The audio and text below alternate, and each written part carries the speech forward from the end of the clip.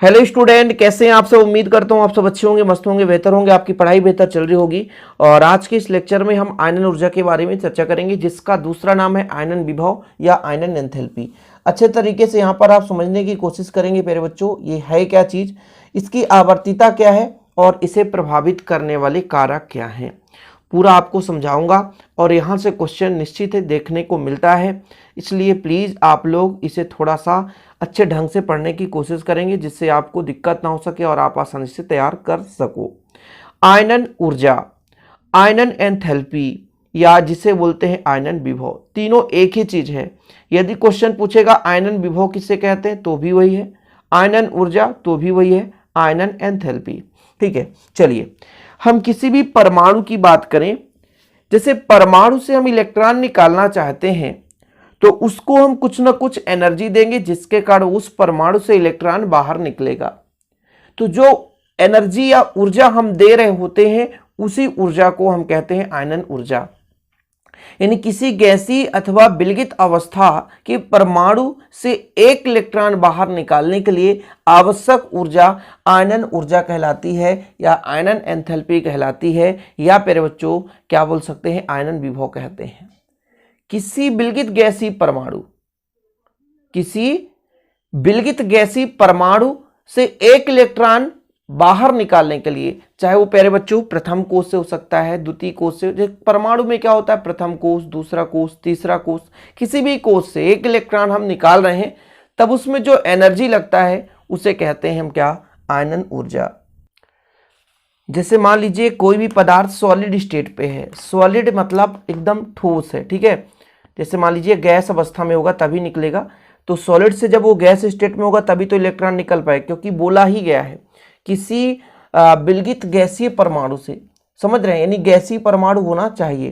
तो जैसे मैं मान के चलता हूँ M है और ये गैस अवस्था में है, ठीक है, और प्यारे बच्चों इसको कुछ ना कुछ एनर्जी दी गई, एनर्जी, तब ये प्यारे बच्चों क्या करेगा, इलेक्ट्रॉन निकालेगा। तो जब इलेक्ट्रॉन निकालेगा तो ये हम पॉजिटिव हो जाएगा, ठीक है, गैस ही रहेगा, और ये इलेक्ट्रॉन बाहर कर देगा, ठीक है। तो ये जो प्यारे बच्चों जो एनर्जी ले रहा है, जो ऊर्जा ले रहा है, उसे ही कहते हैं हम आयनन ऊर्जा, ठीक है। ये चीज़ आप लोग लिख सकते हो। एक इलेक्ट्रॉन निकालना हो, दो इलेक्ट्रॉन निकालना हो, तीन इलेक्ट्रॉन निकालना हो, जितने भी इलेक्ट्रॉन निकालना पड़े, लेकिन हमें उसके लिए एनर्जी कहीं ना कहीं देना पड़ेगा, जिसे हम बोलते हैं आयनन ऊर्जा या आयनन एंथैल्पी। इसके बाद इसकी आवर्तीता के बारे में बात करेंगे। आवर्तीता मतलब वर्ग और आवर्त में आयनन ऊर्जा में क्या प्रभाव पड़ता है, इसके बारे में हम थोड़ा सा चर्चा करते हैं। देखिएगा, थोड़ा सा पहले आवर्तीता में हम वर्ग की बात कर लें चाहे आवर्त की बात कर लें, हम पहले वर्ग की बात करते हैं। किसकी प्यारे बच्चों, वर्ग। तो वर्ग में पहले अपन देख लेते हैं वर्ग में होता क्या है। जैसे हम वर्ग की बात करें तो जब हम पहले तत्वों की बात करें, किसी भी समूह में या किसी भी वर्ग में पहले तत्वों में जो कोषों की संख्या होती है, यानी जो परमाणु में कक्षा होते हैं वो एक कक्षा होता है, मतलब एक कोष होता है। इसके बाद फिर बच्चों दो कोष हो जाता है, ठीक है। इसके बाद जब आप नीचे जाओगे तो कोष की संख्या बढ़ेगी, फिर आपका तीन कोष हो जाएगा, ठीक है। फिर आप थोड़ा सा नीचे जाओगे तो फिर कोष बढ़ेगा, तो ये हो जाएगा चार कोष, तीन कोष, चार कोष, थोड़ा सा आकार बढ़ रहा है। फिर जब आप नीचे जाओगे प्यारे बच्चों तो कोष की संख्या में वृद्धि होगी, ये हो गया आपका पांच कोष। सिंपल है, जैसे जैसे ऊपर से नीचे जाते हो तो कोषों की संख्या में वृद्धि होती है। आपने क्या कहा, जैसे हमने ऊपर से नीचे आया, ठीक है, तो कोषों की संख्या में वृद्धि हुई, कोष में वृद्धि, कोष में वृद्धि, कोई दिक्कत तो नहीं है, ठीक है। और जैसे कोष में वृद्धि मतलब आकार में भी वृद्धि हो गई। क्या क्या बढ़ रहा है प्यारे बच्चों, आकार में वृद्धि, आकार में वृद्धि। लेकिन जैसे जैसे ऊपर से नीचे चलते हैं तो आकर्षण बल में कमी आती है, बल में कमी, आकर्षण बल में कमी आता है, ठीक है। क्यों, क्योंकि नाभिक का जब आकार देखो जरा थोड़ा सा यहाँ पर देखो, यदि परमाणु आकार छोटा है तो नाभिक के प्रति आकर्षण बल ज़्यादा होता है। लेकिन वहीं पे प्यारे बच्चों यदि हम बात करें ये नाभिक से यहाँ की दूरी, ठीक है, तो ये आकार बड़ा होने के कारण नाभिक का आकर्षण बल कम हो जाता है। तो याद रखिए, जब भी हम समूह में ऊपर से नीचे चलते हैं, थोड़ा सा समझने की कोशिश करेंगे आयनन ऊर्जा में, जब भी हम समूह में ऊपर से नीचे आने की कोशिश करते हैं या आते हैं, तो जैसे जैसे ऊपर से नीचे आते हैं तो परमाणु क्रमांक में वृद्धि होती है। परमाणु क्रमांक में जैसे आपने पढ़ा हाइड्रोजन है, फिर लिथियम, फिर sodium, potassium, rubidium, caesium, francium है। तो ये पहले समूह के तत्वों में आप देखो तो हाइड्रोजन का 1 होता है, फिर लिथियम का 3 हो गया, फिर सोडियम का 11 हो गया, फिर 19 हो गया। इसी प्रकार से 55, 87 ऐसे क्रम से नीचे आते जाओ तो बढ़ता जाता है। क्यों? क्योंकि प्यारे बच्चों आपको पता है कि जैसे जैसे हम ऊपर से नीचे चलते हैं तो परमाणु क्रमांक में वृद्धि होती है, सिंपल है, और उसके कोष में वृद्धि होती है। जब कोष में वृद्धि होती है तो आकार में वृद्धि होती है, लेकिन आकार बढ़ गया तो नाभिक का आकर्षण बल कम होता है। वैसे भी ये पास में नजदीक है, बिल्कुल नजदीक है, ठीक है, और इसमें दूरियां हैं, है ना, बहुत दूरी है नाभिक के प्रति, तो यहाँ पे आकर्षण कम हो जाता है। थोड़ा समझो, जैसे मैं आपसे कहूं कि कोई व्यक्ति आपसे डेली मिलता है तो दोस्ती आपकी घनिष्ठ है, दोस्ती बिल्कुल मजबूत है, तो प्यारे बच्चों वहां पर आकर्षण बल ज्यादा है। लेकिन वहीं पे यदि आप कुछ दिन बाद मिलते हो किसी से तो नाभिक का आकर्षण क्या हो जाता है? कम हो जाता है, दोस्ती भी कम हो जाता है। ऐसे ही जैसे जैसे आकार में वृद्धि होती है तो बाह्यतम कोष के इलेक्ट्रॉन के प्रति नाभिक का जो आकर्षण बल है कम होता जाता है। ये पास में है ना, अत्यंत पास में है, ये पास होने के कारण नाभिक का आकर्षण बल ज्यादा है। परमाणु आकार छोटा है, नाभिक का आकर्षण बल ज्यादा है, लेकिन यहाँ पर परमाणु आकार बढ़ा तो नाभिक का आकर्षण बल कम हो जाता है। अब देखो कहां से इलेक्ट्रॉन निकालना आसान होगा, जहां पे आकर्षण बल अधिक होगा कि कम होगा। तो इलेक्ट्रॉन आसानी से हम यहां से निकाल सकते हैं, मतलब यहां पर कम ऊर्जा लगेगी, कम ऊर्जा लगेगी। क्यों? क्योंकि आकर्षण बल कम है तो कम ऊर्जा लगेगी और आसानी से हम इलेक्ट्रॉन निकाल सकते हैं। लेकिन वहीं पे हम पहले वर्ग में पहले तत्व की बात करें कि पहले तत्व के परमाणु से यदि इलेक्ट्रॉन निकालना चाहे तो अधिक ऊर्जा लगेगी। ऊर्जा अधिक क्यों लगेगी? क्योंकि नाभिक के प्रति आकर्षण बल ज्यादा है। तो यदि हम वर्ग में ऊपर से नीचे चलें तो हमको पता है कि वर्ग में ऊपर से नीचे चलने पर आकार में वृद्धि तो नाभिक का आकर्षण बल कम होता जाता है, और जब नाभिक का आकर्षण बल कम हो गया तो इलेक्ट्रॉन निकालना थोड़ा सा अधिक आसान हो गया, है ना, आसानी से निकल सकता है। तो जब आसानी से निकल सकता है मतलब कम ऊर्जा पे निकल सकता है। तो जैसे जैसे ऊपर से नीचे चलते हैं तो आनन ऊर्जा में क्या होती है? आनन ऊर्जा में कमी आती है। ये चीज आप लोग याद रखना। यहां पर देखो किसी वर्ग में ऊपर से नीचे की ओर जाने पर क्रमशः आयनन विभव में कमी होती है। आयनन ऊर्जा या आयनन एंथैल्पी वही चीज है, कमी होती है, क्योंकि परिरक्षण प्रभाव तथा परमाणु त्रिज्या क्रमशः बढ़ती जाती है। नाभिक से जो आकर्षण बल है क्या है? सिंपल है, कम होता जाता है, जिससे बाह्यतम इलेक्ट्रॉन पर नाभिक का आकर्षण कम हो जाता है। फलस्वरूप बाह्यतम इलेक्ट्रॉन को अपेक्षाकृत सरलता से हटाया जा सकता है, मतलब कम ऊर्जा से भी हम इलेक्ट्रॉन को निकाल सकते हैं। सिंपल है, कुछ भी नहीं है। जैसे जैसे ऊपर से नीचे चलते हैं तो परमाणु क्रमांक बढ़ता है, परमाणु क्रमांक बढ़ने से कोषों की संख्या में वृद्धि होती है, कोष की संख्या में वृद्धि होने से नाभिक का आकर्षण बल क्या होता है? कम होता जाता है। आकार में वृद्धि होती है जिससे नाभिक का आकर्षण बल कम होता जाता है, परिरक्षण प्रभाव बढ़ता जाता है। परिरक्षण प्रभाव क्या है कि बाह्यतम कोष से एक अंदर वाले कोष के साथ आकर्षण बल बढ़ जाता है और बाह्यतम कोष के लिए नगण्य हो जाता है। और जब आकर्षण बल कम हो गया तो आसानी से इलेक्ट्रॉन हम निकाल सकते हैं, कम ऊर्जा से भी। इसलिए हम जब ऊपर से नीचे चलते हैं तो आयनन ऊर्जा के मान में कमी आती है। सिंपल और कुछ भी नहीं है प्यारे बच्चों, ठीक है, ये चीज हो गया। आवर्तिता में दो ही चीज होता है, एक आवर्त और एक वर्ग। अब बात कर लेंगे किसके लिए? अब बात करेंगे हम आवर्त के लिए। आवर्त में क्या होता है? आवर्त में जब हम प्यारे बच्चों बाएं से दाएं चलते हैं, आवर्त में जब हम बाएं से दाएं चलते हैं तो कोषों की संख्या में कोई परिवर्तन नहीं होती है। मान लो यदि 3 कोष है तो यहां भी 3 कोष है, आगे भी चलोगे 3 कोष है, फिर आप 3 कोष देखोगे, फिर 3 कोष, ऐसा। लेकिन जैसे आप पढ़ोगे 21 से स्कैंडियम से देखना, scandium, titanium, vanadium, chromium, manganese, iron, cobalt, nickel, copper, zinc, ठीक है, स्कैंडियम से बात करो। समूह में आवर्त में, किसी भी आवर्त में ले लो आप, किसी भी आवर्त की बात करो, जब बाएं से दाएं चलोगे तो कोष की संख्या में कोई परिवर्तन नहीं होती। यदि 3 कोष है तो यहां भी 3 कोष होगा, यहां भी 3 कोष होगा, यहां भी 3 कोष होगा, यहां भी 3 कोष, यहां भी 3 कोष, लेकिन क्रमशः इलेक्ट्रॉन बढ़ते जाते हैं। जैसे स्कैंडियम में 3d1 होता है, सही है, फिर टाइटेनियम में 3d2, फिर 3d3, फिर 3d4, मतलब एक एक इलेक्ट्रॉन बढ़ता जाता है। यानी तीसरे कक्षा में एक एक इलेक्ट्रॉन की वृद्धि होती जाती है, समझ रहे हो? तीसरे कक्षा में एक एक इलेक्ट्रॉन बढ़ता जाता है। तो जब इलेक्ट्रॉन बढ़ता जाता है तो आप ही बताओ कि एक व्यक्ति को 5 व्यक्ति घेर कर रखे हैं, ठीक है, यहां पर कितने व्यक्ति? 5 व्यक्ति, और यहां पर एक व्यक्ति को 1 व्यक्ति घेर कर रखा है। तो कौन ज्यादा मजबूत है? ये ज्यादा मजबूत है क्योंकि 5 व्यक्तियों से घिरा है, ठीक है, तो यहां पर इसका आकर्षण ज्यादा होगा। फिर से मैं कह रहा हूं कि एक व्यक्ति यहां पर है, इसको कितने लोग घेर कर रखे हैं? 1 लोग, ठीक है, और फिर बच्चों यहां पर एक व्यक्ति है, इसको कितने लोग हैं? 6 लोग घेर कर रखे हैं। तो आप ही बताओ नाभिक का आकर्षण किसका प्रबल होगा? इसका होगा कि इसका होगा? तो इसका ज्यादा होगा। क्यों?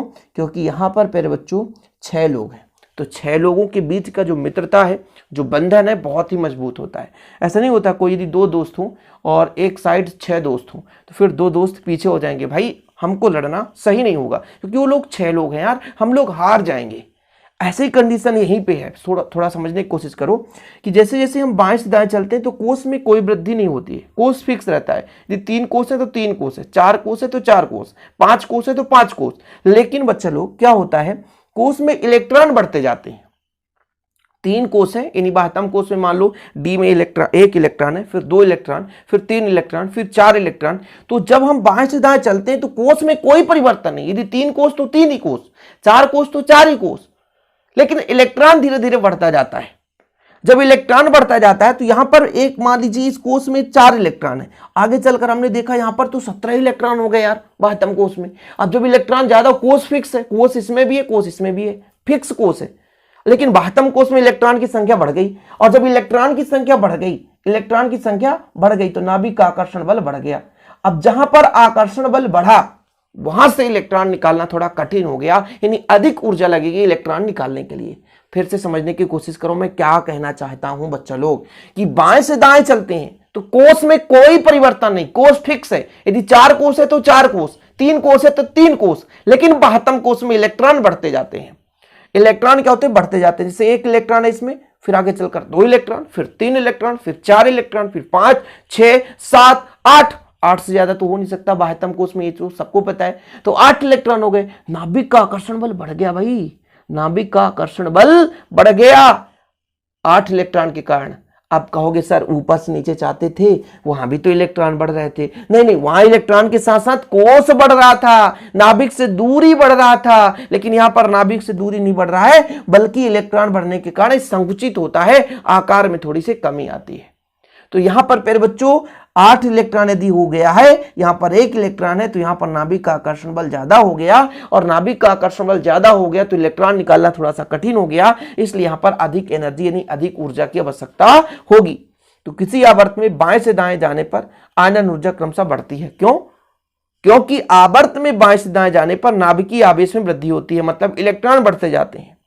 परमाणु के आकार में कमी के कारण कमी होती है, क्योंकि इलेक्ट्रॉन बढ़े तो आकर्षण बल बढ़ गया। इलेक्ट्रॉन बढ़ने के कारण आकर्षण जो बल होता है वो बढ़ जाता है, जिससे आंशिक रूप से आकार में कमी आती है। बाह्यतम इलेक्ट्रॉन को निकालने के लिए अधिक ऊर्जा की आवश्यकता होती है। वैसे भी मैंने आपको पहले भी बताया कि जैसे जैसे इलेक्ट्रॉन बढ़ते जाएंगे, भाई कोस की संख्या फिक्स है, यहां पे कंडीशन है, वर्ग में जब ऊपर से नीचे आते हैं तो कोस बढ़ता है, लेकिन जब आवर्तिता में आवर्त की बात करते हैं तो आवर्त में बाएं से दाएं चलते हैं तो कोस नहीं बढ़ता, केवल इलेक्ट्रॉन बढ़ते हैं। इलेक्ट्रॉन बढ़ने के कारण नाभिक का आकर्षण बल जो है बढ़ जाता है, आकर्षण बल बढ़ जाता है, जिसके कारण से इलेक्ट्रॉन निकालना थोड़ा सा कठिन हो जाता है और अधिक ऊर्जा की आवश्यकता होती है। इसलिए तो कहते हैं आवर्त में बाएं से दाएं जाने पर मेरे बच्चों ऊर्जा अधिक लगती है। तो आवर्त और वर्ग आप समझ ही गए होंगे। अब आपको समझना है आयनन ऊर्जा को प्रभावित करने वाले कारक। बस 1-1 मिनट में इनको क्लियर कर दूंगा। सिंपल है, नाभिकीय आवेश। मैंने आपको पहले भी बताया था कि यदि नाभिकीय आवेश बढ़ेगा तो आकर्षण बल बढ़ जाएगा। आकर्षण मतलब नाभिक के प्रति इलेक्ट्रॉन का आकर्षण। ठीक है, सिंपल तरीके से मैंने कहा कि मेरे पास 2 परमाणु हैं। एक परमाणु ये प्यारे बच्चों, इसके बाह्यतम कोश में मान लीजिए 2 इलेक्ट्रॉन है, ठीक है, और एक परमाणु और है, इसके बाह्यतम कोश में 8 इलेक्ट्रॉन है। ठीक है, क्लियर। अब इसके प्रति नाभिक का जो आकर्षण बल थोड़ा सा कम है, लेकिन इसके प्रति नाभिक का जो आकर्षण बल थोड़ा सा अधिक है। अब ये अधिक है तो अधिक एनर्जी लगेगा, इसमें अधिक एनर्जी लगेगा और इसमें कम एनर्जी लगेगा प्यारे बच्चों, सिंपल है। तो नाभिकीय आवेश बढ़ने से आयनन ऊर्जा के मान में वृद्धि होती है। जैसे आपने देख ही लिया था कि जब भी आवर्त में बाएं से दाएं चलते हैं, कहां चलते हैं, बाएं से दाएं चलते हैं, तो नाभिकीय आवेश बढ़ता है और इलेक्ट्रॉन क्या है, उपकक्ष में भरते जाते हैं। और प्यारे बच्चों नाभिकीय आवेश बढ़ने से आकर्षण बल क्या हो जाता है, बढ़ जाता है। इससे इलेक्ट्रॉन निकालने के लिए अधिक ऊर्जा की आवश्यकता होती है। यही दुनिया भर का चीज लिखा है, स्क्रीनशॉट लेना तो ले सकते हो आप लोग। ठीक है, दूसरा नंबर प्यारे बच्चों परमाणविक त्रिज्या। परमाणविक त्रिज्या में आपने क्या सीखा था अभी, जिसके पहले मैंने बताया था प्यारे बच्चों कि जैसे हम ऊपर से नीचे चलते हैं, ये चीज आप समझो ना, ये देखो, ये इस डायग्राम से आप समझोगे कि जैसे से ऊपर से नीचे चला हमने, इलेक्ट्रॉन की संख्या में वृद्धि होती है, कोष की संख्या में वृद्धि होती है, कोष के बढ़ने से आकार में भी वृद्धि होती है, और नाभिक से बाह्यतम कोष के बीच की दूरी त्रिज्या कहलाती है। तो त्रिज्या भी बढ़ रहा है, देखो जरा, त्रिज्या भी बढ़ रहा है। तो त्रिज्या बढ़ने से प्यारे बच्चों जो इलेक्ट्रॉन और नाभिक के बीच की दूरी है वो बढ़ जाती है। देखो त्रिज्या बढ़ गया, मान लो यहाँ पे त्रिज्या कम था, नीचे आया थोड़ा सा और त्रिज्या बढ़ा, और त्रिज्या बढ़ा, और त्रिज्या बढ़ा, नीचे आया तो और त्रिज्या बढ़ गया। तो जैसे जैसे हम त्रिज्या में यदि वृद्धि करें तो जैसे जैसे परमाणु की त्रिज्या वृद्धि होती है तो इलेक्ट्रॉन की नाभिक के बीच की दूरी बढ़ती जाती है, जिससे आकर्षण बल कम होता है। दूरियां जितना बढ़ाओगे बल उतना ही कम होगा। वफा कर दोगे, 15 दिन में अपने दोस्त से मिलो तो आपकी फ्रेंड भी छोड़कर चली जाएगी। फॉर एग्जाम्पल समझा रहा हूं प्यारे बच्चों, है ना। चाहे आपकी फ्रेंड लड़की हो या लड़का हो, कोई भी हो, XYZ, मुझे इससे मतलब नहीं है। दोस्त चाहे आपका, है ना, भाई ही हो, कोई दिक्कत नहीं। लड़की भी दोस्त होते हैं और लड़का भी दोस्त होता है। ऐसा कुछ नहीं है कि दोस्त केवल लड़का लड़का या लड़की लड़की में होता है। तो कोई भी दोस्त हो, आपका लड़का हो या लड़की हो, यदि ज़्यादा आप उससे, है ना, समय नहीं दे रहे हो, ज़्यादा उससे आप मिल नहीं रहे हो, उसके साथ में बातचीत नहीं कर रहे हो, तो ऑलरेडी उससे आपकी बीच दोस्ती जो है कम हो जाएगी और फिर बच्चों दूसरा कोई हाथ मार ले जाएगा। और यही होता है इसमें भी। इलेक्ट्रॉन की नाभिक से दूरी बढ़ती, त्रिज्या बढ़ रही है तो दूरी तो बढ़ेगी, और दूरी बढ़ेगी तो आकर्षण बल क्या होगा, कम होगा। तो हम आसानी से इलेक्ट्रॉन खींच सकते हैं। भाई आपके संगे कोई फ्रेंड है, वो आपसे, है ना, पहले डेली मिल रहा है, बढ़िया दोस्ती है, लेकिन आप उससे 15 दिन में मिलना शुरू कर दिए और वो किसी और के पास जाएगा तो आसानी से उसकी दोस्ती बन जाएगी, क्योंकि वो धीरे धीरे आपको भूल जाएगा ना। इसलिए तो कहते हैं कि भाई साहब पढ़ाई के समय में ज्यादा दोस्ती यारी नहीं करना भाई, नहीं, रोज आपको दोस्ती यारी में समय देना पड़ेगा। उतना ही दोस्ती यारी करो जितना आप चला सको। मेरे कहने का मतलब आप समझ गए होगे, समझ रहे हो ना भाई साहब। ये देखो इलेक्ट्रॉन भी वफा हो जाते हैं, छोड़कर चले जाते हैं, कम ऊर्जा पे ही वो यहां से कूद कर निकल जाते हैं कि भाई हमें कम एनर्जी में कोई दिक्कत नहीं है, हमारी तुम्हारी दोस्ती कितनी है, नॉर्मल दोस्ती, चलो दूसरे से दोस्ती बना लेते हैं। यही होता है। परमाणविक त्रिज्या में वृद्धि होने से नाभिक के बीच जो इलेक्ट्रॉन का आकर्षण बल है वो कम होता है प्यारे बच्चों, और आसानी से इलेक्ट्रॉन निकल जाता है, इसलिए आनंद ऊर्जा में कमी आ जाती है। देख लो दुनिया भर की चीजें लिखी हुई है, आपको इतना यदि आप क्लियर कर लिए तो बहुत है। समझ रहे हो, ठीक है, कोई दिक्कत तो नहीं है। हाँ भाई साहब लिमिट में पढ़ो यार, लिमिट में। और आपको लिखना है तो अगला नंबर लिख लो,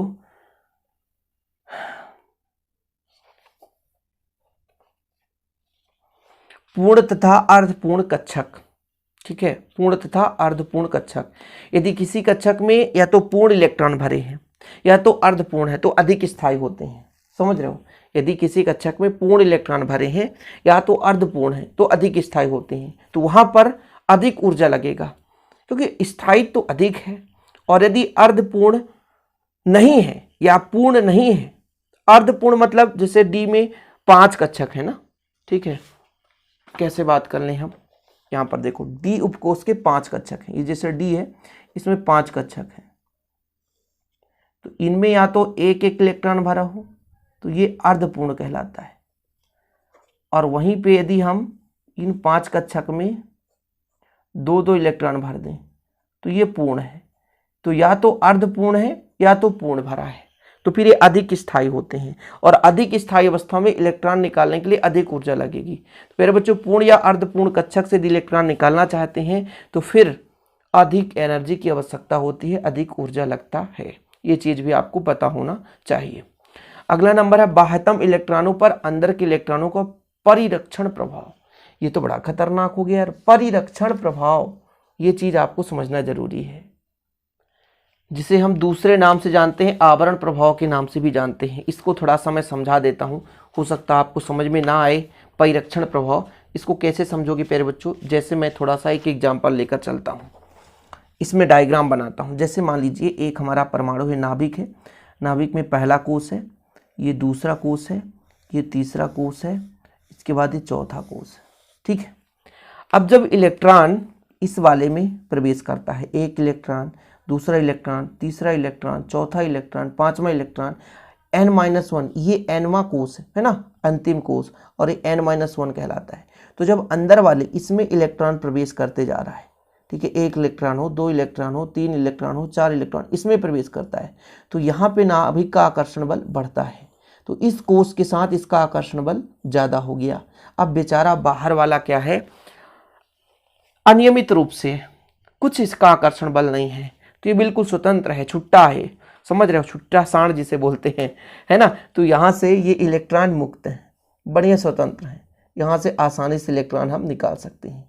यानी कहने का मतलब ये हुआ कि जब बाह्यतम कोश के अंदर वाले कोश के उपकोश में इलेक्ट्रॉन क्या करते हैं, बढ़ते जाते हैं, बढ़ते जाते हैं, तो नाभिक के प्रति इसका आकर्षण बल क्या होता है, बढ़ता जाता है। अब प्यारे बच्चों, नाभिक का आकर्षण बल n-1 कोश के प्रति है, और जो बाह्यतम कोश है इसमें प्यारे बच्चों क्या है, नाभिक का उतना अट्रैक्शन, उतना आकर्षण बल नहीं रह जाता है, और इस प्रभाव को ही बोल देते हैं परिरक्षण प्रभाव या आवरण प्रभाव, जिसके कारण प्यारे बच्चों यहाँ से इलेक्ट्रॉन निकालना थोड़ा सा आसान हो जाता है, और इसे कहते हैं आयनन विभव में कमी आ जाती है।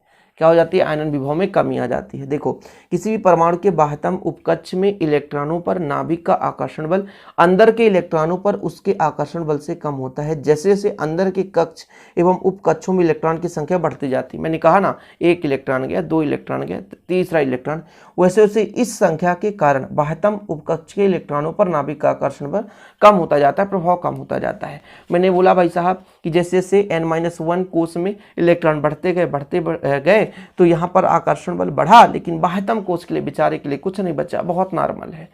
अर्थात यह अंदर के इलेक्ट्रॉन एक प्रकार से परिरक्षण प्रभाव डालते हैं। परिरक्षण प्रभाव मतलब खुद दोस्ती बना लिए, बेचारे बाहर वाले को तो मार दे धक्का बाहर। ऐसा होने से परमाणु का आयनन विभव कम हो जाता है। क्यों हो जाता है कम, मैंने बताया ना, बाहर छुट्टा सांड है, बिल्कुल स्वतंत्र है, माँ बाप का ना गुरु का, किसी का कोई प्रकोप नहीं, बिंदास। कुछ बच्चे ऐसे होते हैं, स्कूल लगी रहती है, बाहर वो गुटखा खाते हुए भागते रहते हैं, घूमते रहते हैं, देखोगी अपवाद मिलेंगे, हर स्कूल में 1-2 बच्चे मिल जाएंगे, कोई दिक्कत नहीं। स्कूल में कौन टीचर घुसा है, कौन क्या नहीं, कुछ गवर्नमेंट स्कूल में ऐसा होता है, प्राइवेट में ऐसा नहीं होता। प्राइवेट वाले तो बड़े सख्ती से बरतते हैं भाई, और बच्चे भी समझते हैं पैसे देकर आए। तो गवर्नमेंट स्कूल में ऐसे 1-2 मिलते रहेंगे। अब हो सकता है सभी स्कूल में ना भी हो, लेकिन कुछ स्कूल में तो मिल ही जाएंगे। आप लोग देख लो, अधिकांश लोग ग्रामीण क्षेत्र में आप चले जाओ, ग्रामीण क्षेत्र में ऐसे ही होता है। कुछ बच्चे जैसे 10 बजे स्कूल लग रहा है तो 12 बजे स्कूल पहुंच रहे हैं, पता नहीं 1-1.5 घंटे क्या कर रहे हैं। कुछ बच्चे हाफ छुट्टी में यानी 2-3 बजे ही निकल जाते हैं, 5 बजे क्लास छुट्टी होनी है, 3 बजे ही निकल जाते हैं। तो ये आवारा होते हैं भाई साहब, किसी का प्रभाव नहीं होता उन पर। और पढ़ने वाले बच्चे बढ़िया बड़े थे, आराम से पढ़ रहे हैं, ये परिरक्षण प्रभाव का काम कर रहे हैं। तो ये चीज़ होता है, ये सब प्रभावित करते हैं आयनन ऊर्जा में।